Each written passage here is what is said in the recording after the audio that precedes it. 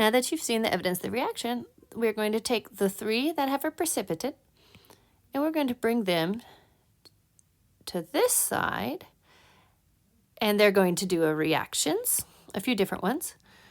And then we're going to put these ones over here, and they're going to do different reactions. Okay, so we just tested all of these with our base, and we have three that have a precipitate. So we're going this direction right here, and we're going to do a centrifuge, and we're going to figure out on some colors after we do another reaction.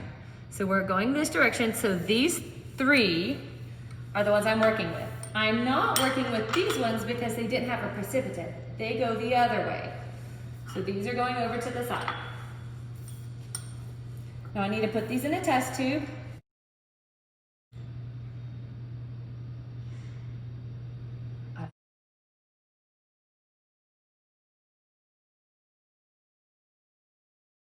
So there's a little bit left, that's okay. We have enough in here. I'm gonna set this in the centrifuge.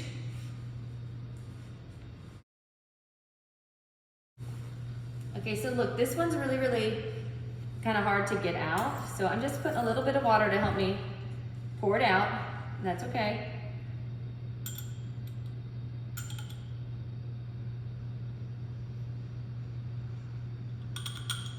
I know I got a lot in here. I'm not gonna worry about that extra.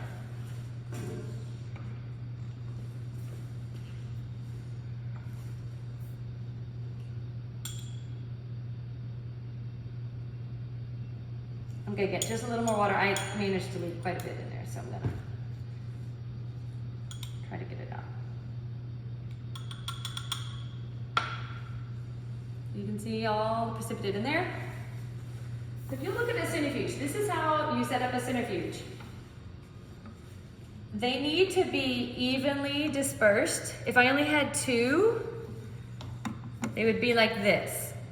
When you have three, it's like that. If I had four, I'd be filling these ones. So they need to be all spread out.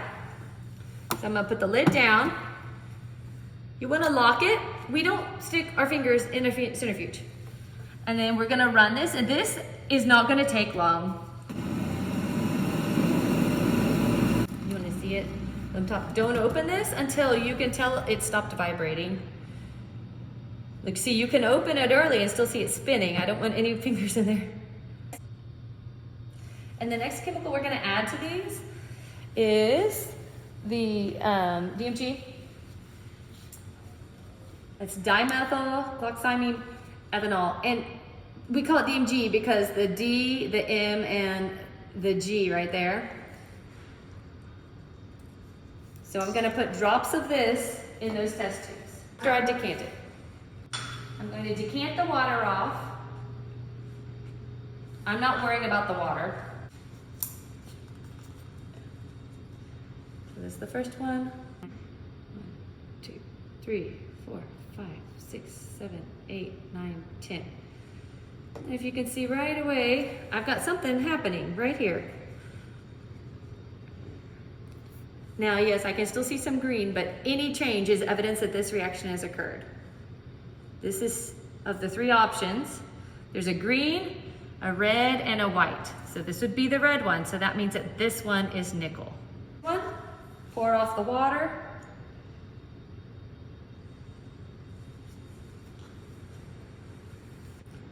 One, two, three, four.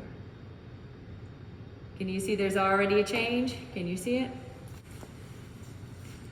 You look at that top layer, and I can use my stirring rod if I want to mix it more. If you look at that top layer, you can see,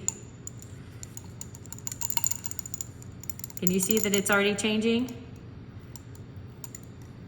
It's becoming green. So the choice is green, we've already ruled out the red, or white. So this is most definitely a green change. Last one, pour that off. If a little bit of precipitate comes out, don't worry. You still have the precipitate in there. This one, I guess, could have been centrifuged just a little longer. I still have some in there I can definitely still see. Let's see what happens when I add. Can you see what's happening when I hit the side of it? Can you see that?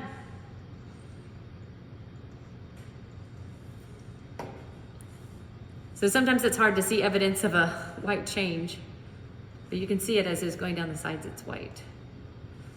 If you look, this is the white one.